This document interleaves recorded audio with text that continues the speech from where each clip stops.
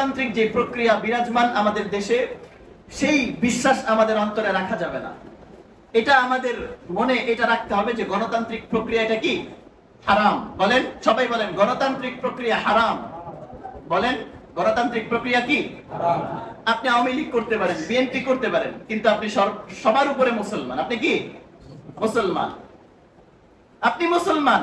একজন মুসলমান হিসেবে এই গণতান্ত্রিক প্রক্রিয়া বা সমাজতান্ত্রিক প্রক্রিয়া, আরো যত প্রক্রিয়া আছে, আরো যত তন্ত্র মন্ত্র আছে, এগুলোকে বিশ্বাস করা কুফর। এগুলো বিশ্বাস করা কি বলেন কুফর, এগুলো হারাম। আমার মনের কামনা বাসনা থাকতে হবে কোরআনের বিধান এই পৃথিবীতে কায়েম হবে, কিন্তু এর আগে আমাকে প্রস্তুতি নিতে হবে। আল্লাহ তাআলা সূরাতুল বাকারা এর 56 নম্বর আয়াতে ইরশাদ করছেন, ওয়াত্তাবায়ানার রুশদু মিনাল গাই ফামান ইয়াকফুর বিত-তাগুতি ওয়া ইউমিন বিল্লাহি ফাকাদ ইসতামসাকা বিল উরওয়াতিল ওয়ুসকা লা ফিসামা লাহা ওয়াল্লাহু সামিউন আলীম। আল্লাহ তাআলা ইরশাদ করছেন, ওয়াত্তাবায়ানার রুশদু মিনাল গাই, যে হিদায়াতের পথ গোমরাহি থেকে সুস্পষ্ট হয়ে গেছে। হিদায়াতের পথ যখন এসে গেছে, তখন গোমরাহির পথ কি হয়ে গেছে? সুস্পষ্ট হয়ে গেছে। ভ্রষ্টতার পথ সুস্পষ্ট হয়ে গিয়েছে। অর্থাৎ নবীজি সাল্লাল্লাহু আলাইহি ওয়াসাল্লামের আবির্ভাব যখন হয়েছে, নবীজি সাল্লাল্লাহু আলাইহি ওয়াসাল্লামের আবির্ভাবের আগে এই পৃথিবীতে আইয়ামে জাহিলিয়াতের যুগ চলমান ছিল। কোন যুগ চলমান ছিল? জাহিলিয়াতের যুগ। যে যুগকে অন্ধকারাচ্ছন্ন যুগ বলা হতো, যে যুগে কোনো বিচার ব্যবস্থা ছিল না, কোনো নিয়ম নীতি ছিল না, ভাই ভাইয়ের উপর প্রতিশোধ পরায়ণ ছিল, ভাই বোনের উপর প্রতিশোধ পরায়ণ ছিল, বাবা মায়ের প্রতি প্রতিশোধ পরায়ণ ছিল, বাবা মা সন্তানদের প্রতি প্রতিশোধ পরায়ণ ছিল, এক গোত্র আরেক গোত্রের প্রতি কি ছিল? প্রতিশোধ পরায়ণ ছিল। সামান্য কোনো বস্তু নিয়ে দুই গোত্রের মাঝে বড় যুদ্ধ লেগে যেত, এমন ইতিহাস আপনারা শুনেন নাই? তো যখন নবীজি সাল্লাল্লাহু আলাইহি ওয়াসাল্লামের আবির্ভাব হয়ে গেল, নবীজি সাল্লাল্লাহু আলাইহি ওয়াসাল্লাম যখন সত্য দ্বীন নিয়ে এই ধরাধামে আবির্ভাব করলেন, যখন নবীজি সাল্লাল্লাহু আলাইহি ওয়াসাল্লামের নবুয়তের আত্মপ্রকাশ ঘটল, তখন কি হয়ে গেল? হিদায়াত স্পষ্ট হয়ে গেল। তখন কি হয়ে গেল? হিদায়াত স্পষ্ট হয়ে গেল। আল্লাহ তাআলা এই কথাটা এই আয়াতের মাধ্যমে বলছেন, ওয়াত্তাবায়ানার রুশদু মিনাল গাই, হিদায়াতের পথ গোমরাহি থেকে সুস্পষ্ট হয়ে গেছে। হিদায়াত আর গোমরাহি এখন আর এক নাই। হিদায়াত গোমরাহির পথ থেকে কি হয়ে গেছে? আলাদা হয়ে গেছে। ফামান ইয়াকফুর বিত-তাগুতি ওয়া ইউমিন বিল্লাহ, এরপর যে ব্যক্তি তাগুতকে অস্বীকার করে আল্লাহর প্রতি ঈমান আনবে। দেখেন আল্লাহ তাআলা কি বলতেছে, যে হিদায়াতের পথ যেহেতু এখন কি হয়ে গেছে? স্পষ্ট হয়ে গেছে। মানুষ চাইলেই হিদায়াতের নৌকায় উঠতে পারবে, হিদায়াতের রশিকে আঁকড়ে ধরতে পারবে। যেহেতু হিদায়াতের পথ স্পষ্ট হয়ে গেছে, আল্লাহ তাআলা বলছে, ফামান ইয়াকফুর বিত-তাগুত ওয়া ইউমিন বিল্লাহ, এরপর যে ব্যক্তি তাগুতকে অস্বীকার করে আল্লাহর প্রতি ঈমান আনবে, ফাকাদ ইসতামসাকা বিল উরওয়াতিল ওয়ুসকা, সে এক মজবুত হাতল আঁকড়ে ধরলো। সে কি আঁকড়ে ধরলো? একটা মজবুত হাতল আঁকড়ে ধরলো। অনেক সময় মনে করেন বড় একটা ভবন থেকে ছাদ থেকে পড়ে যেতে নিছি, এখন একটা যদি চিকন সুতা ঝুলতেছিল, সেটা আমি ধরলাম, এখন আমার বাঁচার সম্ভাবনা কতটুকু? বা ঝুলে থাকার সম্ভাবনা কতটুকু? আর সেটা যদি সুতার থেকে আরেকটু মোটা রশি হয়, মনে করেন চিকন একটা রশি, তাহলে আমি হয়তো ওই সুতার তুলনায় কিছু একটু সময় বেশি ঝুলে থাকতে পারবো। আবার সেটা যদি আরেকটু মোটা দড়ি হয়, তাহলে হয়তো আরেকটু বেশি ঝুলে থাকতে পারবো। অর্থাৎ ওই দড়ি, আবার যদি সেটা লোহার কোনো হাতল হয়, তাহলে আবার আরো বেশি ঝুলে থাকতে পারবো। তো আল্লাহ তাআলা এই কথাই বলতেছে যে হিদায়াতের পথ এটা তো স্পষ্ট হয়ে গেছে, গোমরাহি থেকে হিদায়াতের পথটা কি হয়ে গেছে? স্পষ্ট হয়ে গেছে। ফামান ইয়াকফুর বিত-তাগুত, এখন যারাই নাকি তাগুত তথা ভ্রান্তি থেকে মুখ ফিরিয়ে নিবে, ভ্রান্তি থেকে মুখ ফিরিয়ে আনবে, ওয়া ইউমিন বিল্লাহ, এবং আল্লাহ তাআলার উপর কি আনবে? ঈমান আনয়ন করবে, ফাকাদ ইসতামসাকা বিল উরওয়াতিল ওয়ুসকা, তো সে তো এক মজবুত হাতল আঁকড়ে ধরলো। সে আল্লাহ তাআলার প্রতি ঈমান আনলো মানে হচ্ছে সে একটা মজবুত হাতল আঁকড়ে ধরলো। এরপর আল্লাহ তাআলা বলতেছেন লান ফিসাম লাহা ওয়াল্লাহু সামিউন আলিম, যা ভেঙে যাওয়ার কোনো আশঙ্কা নেই। লান ফিসাম লাহা, এই যে আমি ঈমান আনয়নের মাধ্যমে এমন এক হাতল আঁকড়িয়ে ধরেছি যেটা ভেঙে যাওয়ার কি নাই, কোনো আশঙ্কা নাই। ওয়াল্লাহু সামিউন আলিম, এরপর আল্লাহ তাআলা বলছেন যে আল্লাহ তাআলা সবকিছু শোনেন ও সবকিছু জানেন। তাহলে এই আয়াতের মাধ্যমে বোঝা গেল যে আল্লাহ তাআলা ভ্রান্তি থেকে হিদায়াতকে অর্থাৎ সত্যকে স্পষ্ট করে দিয়েছেন। হিদায়াতকে কি করে দিয়েছেন? স্পষ্ট করে দিয়েছেন। হিদায়াতের পথ এখন স্পষ্ট। দেখেন আরেক আয়াত সূরাতুল কাহফের 29 নম্বর আয়াতে আল্লাহ তাআলা আরেকটা পথের কথা বলতেছেন। আল্লাহ তাআলা কি বলতেছেন? ওয়া উলিল হাক্কু মির রাব্বিকুম ফামা শাআ ফালইউমিন ওয়া মা শাআ ফালইয়াকফুর ইন্না আ'তাদনা লিয-যালিমিনা নারা। সূরাতুল কাহফে আল্লাহ তাআলা নবী সাল্লাল্লাহু আলাইহি সাল্লামকে বলতেছেন যে ওয়া উলিল হাক্কু মির রাব্বিকুম, যে এই কথা বলে দাও যে তোমার রবের পক্ষ থেকে সত্য এসে গেছে। রবের পক্ষ থেকে কি এসে গেছে? সত্য এসে গেছে। ফামান শাআ ফালইউমিন, সুতরাং যে চায় সে যেন ঈমান আনয়ন করে। ওয়া মান শাআ ফালইয়াকফুর, আর যে চায় সে যেন কুফরিতেই থেকে যায়। সত্য এসে গেছে। নবীজি সাল্লাল্লাহু আলাইহি ওয়াসাল্লাম সত্য আমাদের মাঝে রেখে গেছেন, কোরআন আমাদের কাছে রেখে গেছেন, হাদিস আমাদের কাছে রেখে গেছেন। এখন সত্য আমাদের সামনে, এই সত্যকে সামনে রেখে আল্লাহ তাআলা ঘোষণা দিচ্ছেন ফামান শাআ ফালইউমিন, এখন যে চায় সে যেন এই কোরআনের প্রতি ঈমান আনে, এই সত্যের প্রতি ঈমান আনে, আল্লাহর প্রতি ঈমান আনয়ন করে। ওয়া মান শাআ ফালইয়াকফুর, আর যে চায় সে যেন এটাকে অস্বীকার করে। এরপর আল্লাহ তাআলা কি বলতেছেন যে ইন্না আ'তাদনা লিয-যালিমিনা নারা, যে আমি জালেমদের জন্য আগুন প্রস্তুত করে রেখেছি। আহাতা বিহিম সুরাদিকুহা, যার প্রাচীর তাদেরকে বেষ্টন করে নেবে।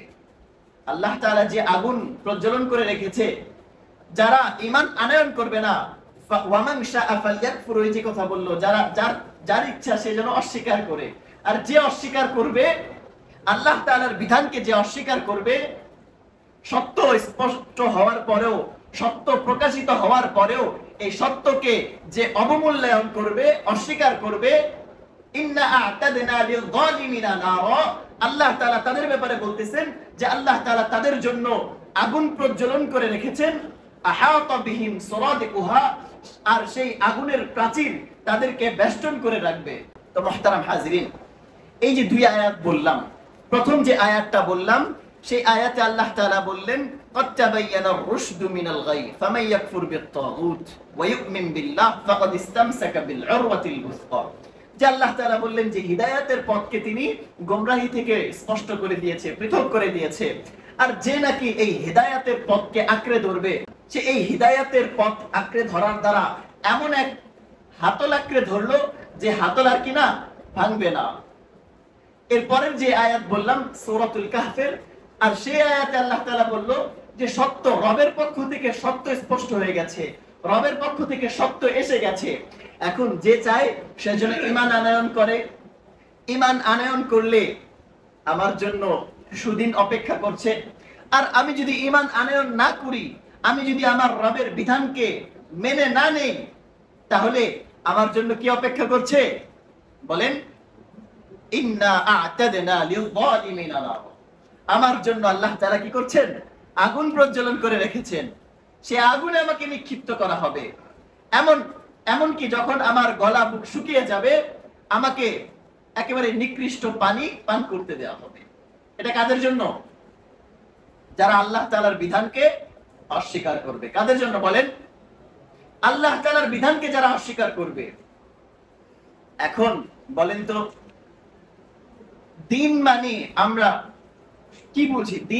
দিন মানে আমরা কি বুঝি? ওই আলোর দিন না, দিন রাতের ওই দিন না। ইসলাম এটা কি? দিন, ধর্ম। ইসলাম এটা কি বলেন? দিন, ধর্ম। এই দিন বলতে বা ধর্ম বলতে আমরা কি বুঝি? আল্লাহ তাআলা সূরা আলী ইমরানের এক আয়াতে বলেছেন যে ইসলামই একমাত্র মনোনীত ধর্ম। ইসলামে একমাত্র কি? মনোনীত ধর্ম। তো এই যে ইসলাম আল্লাহ তাআলার নিকট একমাত্র মনোনীত দিন বা একমাত্র মনোনীত ধর্ম, এই দিন বা ধর্ম বলতে আমরা কি বুঝি? ধর্ম বলতে আমাদের মধ্যে যেটা প্রচলিত, ধর্ম বলতে আমরা শুধু 5 ওয়াক্ত সালাত, নামাজ পড়া, তাসবিহ তাহলিল করা, রমজান মাসে রোজা রাখা, এগুলোই বুঝি, ঠিক না? বিয়ে শাদীর সময় কালিমা পড়া, মৃত্যুর আগে ইস্তেগফার পড়া, কালিমা পড়া, এটাই আমরা দিন ধর্ম বলতে বুঝি, ঠিক না?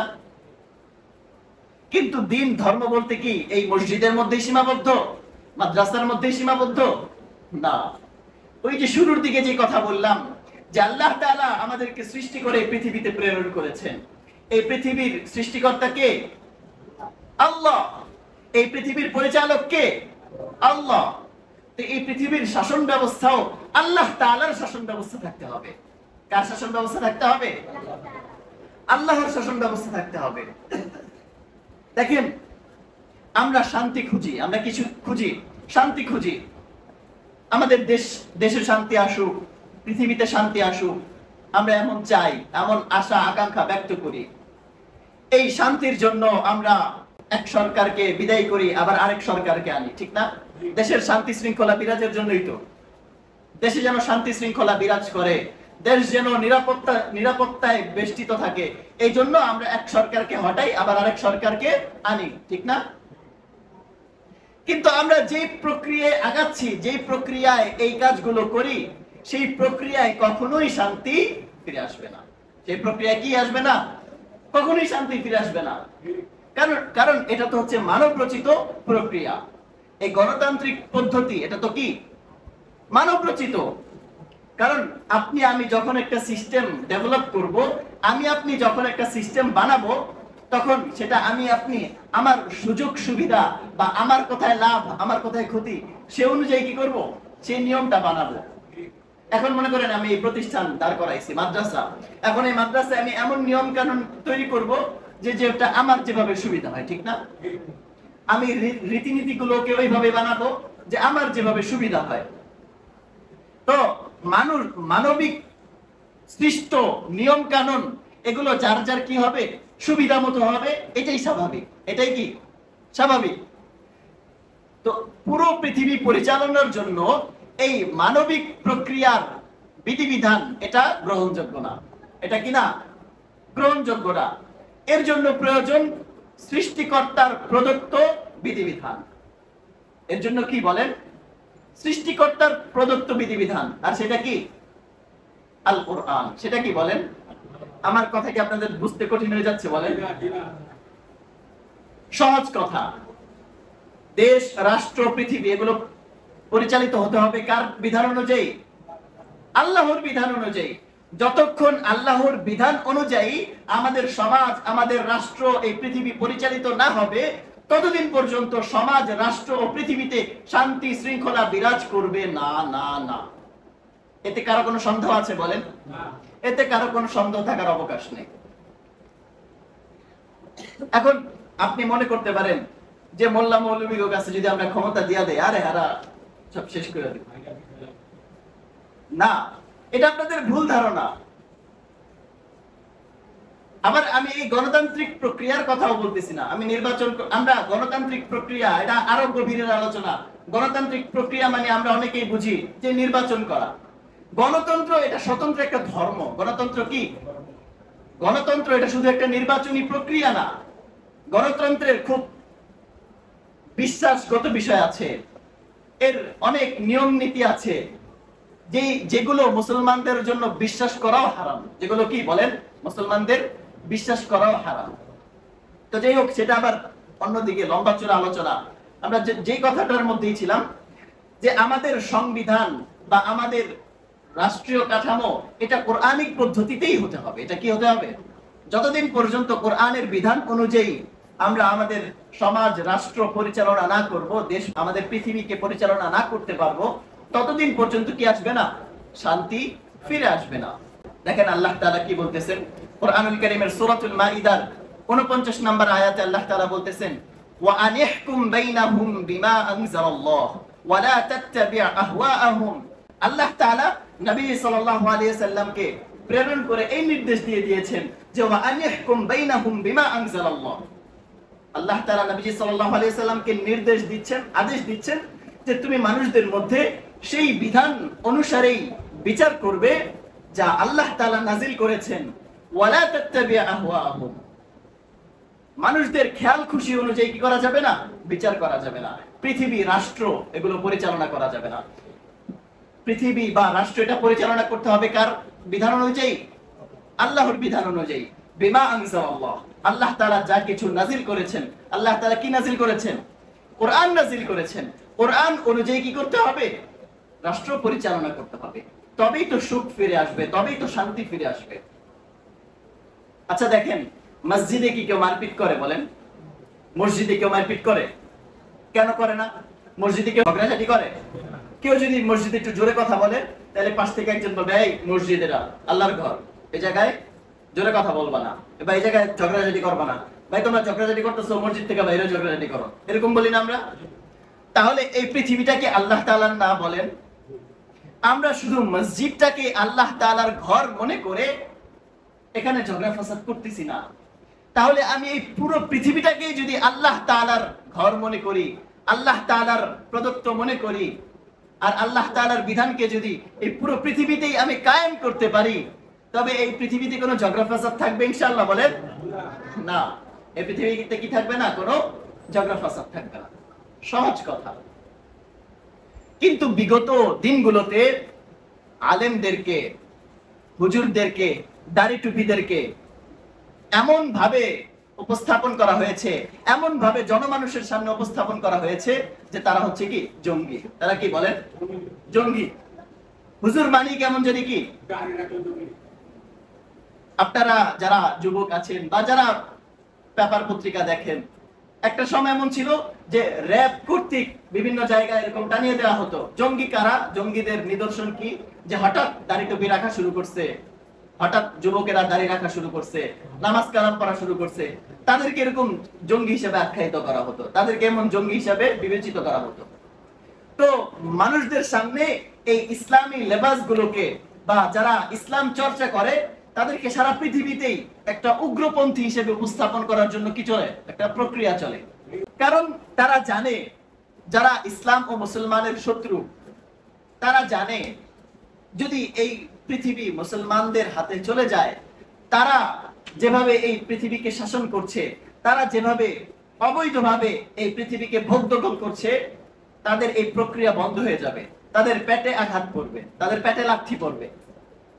এই জন্য তারা মুসলমানদেরকে সক্রিয় হতে দেয় না। এই জন্য তারা কি হতে দেয় না? মুসলমানদেরকে সক্রিয় হতে দেয় না। এখন আমাদের মনের কামনা বাসনা এটাই থাকতে হবে, আমাদের মূল যে বক্তব্য সময় শেষের দিকে, যে এই পৃথিবী আল্লাহ তাআলার, আমাদের এই দেশ আল্লাহ তাআলার, আমাদের আল্লাহ তাআলার বিধান প্রতিষ্ঠা করা ছাড়া দ্বিতীয় কোনো মাধ্যম নেই। বলেন কি? দ্বিতীয় কোনো মাধ্যম নেই। আল্লাহ তাআলার বিধান প্রতিষ্ঠা করা ছাড়া দ্বিতীয় কোনো মাধ্যম নেই। এখন বলবেন তাহলে গণতান্ত্রিক যে প্রক্রিয়া চলতেছে, এই যে আমাদের দেশের যেই সরকার গঠনের যে অবকাঠামো, এটা ইসলামী শরিয়া অনুযায়ী অবৈধ। এটা কি বলেন? ইসলামী শরিয়া অনুযায়ী কি অবৈধ? কোরআনের বিধান অনুযায়ী এই প্রক্রিয়া, গণতান্ত্রিক প্রক্রিয়া স্পষ্ট হারাম। আমাদের মূল কথা হচ্ছে আমাদের মনের কামনা বাসনা এটাই থাকতে হবে যে এই পৃথিবী আল্লাহ তাআলার, এই রাষ্ট্র আল্লাহ তাআলার, এই পৃথিবী, রাষ্ট্র, সমাজ, এই সব কিছুতে আল্লাহ তাআলার বিধান যতদিন পর্যন্ত কায়েম না হবে ততদিন পর্যন্ত শান্তি শৃঙ্খলা ফিরে আসবে না। আর এটা আনার জন্য যেটা নবীজি সাল্লাল্লাহু আলাইহি সাল্লামের যুগে ছিল, সাহাবা আজমাইনের জামানায় ছিল, ওমরের জামানায়, আবু বকর রাদিয়াল্লাহু আনহুর জামানায়, উসমানের জামানায়, আলীর জামানায় যে খিলাফা বা কোরআনের শাসন ব্যবস্থা ছিল, সেটাকে আবার আমাদের পুনরায় ফিরিয়ে আনতে হবে। তো সেটার জন্য আমাদের কি করতে হবে? খিলাফা বা কোরআনের বিধান প্রতিষ্ঠার সর্বপ্রথম শর্ত হচ্ছে জ্ঞান অর্জন করা। বলেন কি অর্জন করা? জ্ঞান অর্জন করা, ইলম অর্জন করা। আমি কোরআনের বিধান প্রতিষ্ঠা করতে চাই, কোরআন পড়তেই জানি না মুসলমান, আমি কি কোরআনের বিধান কায়েম করব? বলেন। কোরআনের বিধান আমি কি করতে চাই? কায়েম করতে চাই, কিন্তু আমি কোরআনই পড়তে জানি না, কোরআন কি বলছে সেটাই জানি না। তাহলে আমার দ্বারা কোরআনের বিধান প্রতিষ্ঠা করা সম্ভব হবে? বলেন। কখনো সম্ভব হবে? আমারে যদি কোরআনের বিধান প্রতিষ্ঠার জন্য ডাক দেয়, আমি একটু গিয়া পরে বলবো আসি, পিছে আসি, আপনারা আগান, আমি পিছে আসি, পরে কি পলামো বাড়ির দিকে? কারণ আমি তো কোরআন পড়তেই জানি না, কোরআন কি বলছে সেটাই জানি না। এই জন্য ইনশাআল্লাহ পৃথিবীর বুকে কোরআনের যে খিলাফা বা কোরআনের যে সংবিধান, কোরআনের যে বিধান, সেটা এক সময় প্রতিষ্ঠা হবে ইনশাআল্লাহ। কিন্তু সেটা প্রতিষ্ঠার জন্য আমাদের প্রস্তুতি দরকার না বলেন? সেটার প্রথম প্রস্তুতি হচ্ছে কোরআনের জ্ঞান আমাকে অর্জন করতে হবে। আমরা প্রত্যেকে কোরআনের জ্ঞান অর্জন করবো তো ইনশাআল্লাহ? যদি কোরআনের জ্ঞান অর্জন না করি, কোরআন কি বলেছে সেটা না বুঝি, তাহলে আমার দ্বারা কোরআনের বিধান প্রতিষ্ঠা করা কি হবে না? সম্ভব হবে না। এভাবে কোরআনের বিধান বা খিলাফা প্রতিষ্ঠার জন্য অনেক শর্ত আছে, বা এর আগে অনেক প্রস্তুতিমূলক কাজ আছে। সেই প্রস্তুতিমূলক কাজগুলো আমাদের করতে হবে। তবে ওই যে কথা বললাম, গণতান্ত্রিক যে প্রক্রিয়া বিরাজমান আমাদের দেশে, সেই বিশ্বাস আমাদের অন্তরে রাখা যাবে না। এটা আমাদের মনে এটা রাখতে হবে যে গণতান্ত্রিক প্রক্রিয়া এটা কি? হারাম। বলেন, সবাই বলেন, গণতান্ত্রিক প্রক্রিয়া হারাম। বলেন, গণতান্ত্রিক প্রক্রিয়া কি? হারাম। আপনি আওয়ামী লীগ করতে পারেন, বিএনপি করতে পারেন, কিন্তু আপনি সবার উপরে মুসলমান। আপনি কি মুসলমান? আপনি মুসলমান। একজন মুসলমান হিসেবে এই গণতান্ত্রিক প্রক্রিয়া বা সমাজতান্ত্রিক প্রক্রিয়া, আরো যত প্রক্রিয়া আছে, আরো যত তন্ত্র মন্ত্র আছে, এগুলোকে বিশ্বাস করা কুফর। এগুলো বিশ্বাস করা কি? বলেন, কুফর। এগুলো হারাম। আমার মনের কামনা বাসনা থাকতে হবে কোরআনের বিধান এই পৃথিবীতে কায়েম হবে, কিন্তু এর আগে আমাকে প্রস্তুতি নিতে হবে। আমাকে প্রস্তুতি নিতে হবে। আর এই প্রস্তুতির প্রথম ধাপই হচ্ছে আমাকে কোরআনের জ্ঞান অর্জন করতে হবে। কোরআনের জ্ঞান অর্জন না করলে আমি সলিমুল্লাহর দ্বারা, আমি কলিমুল্লাহর দ্বারা, আমি আব্দুল্লাহর দ্বারা এই পৃথিবীতে কোরআনের বিধান কায়েম করা কখনোই সম্ভব হবে না। এই জন্য আল্লাহ তাআলা আমাদের সবাইকে কোরআনের জ্ঞান অর্জন করার তৌফিক দান করুন, এবং আমাদের সমাজ, রাষ্ট্র এবং সারা পৃথিবীতে কোরআনের বিধান কায়েম আমাদের দ্বারা করার তৌফিক দান করুন। সকলে বলি আমিন। ওয়া আখির দাওয়ানা আলহামদুলিল্লাহি রাব্বিল আলামিন।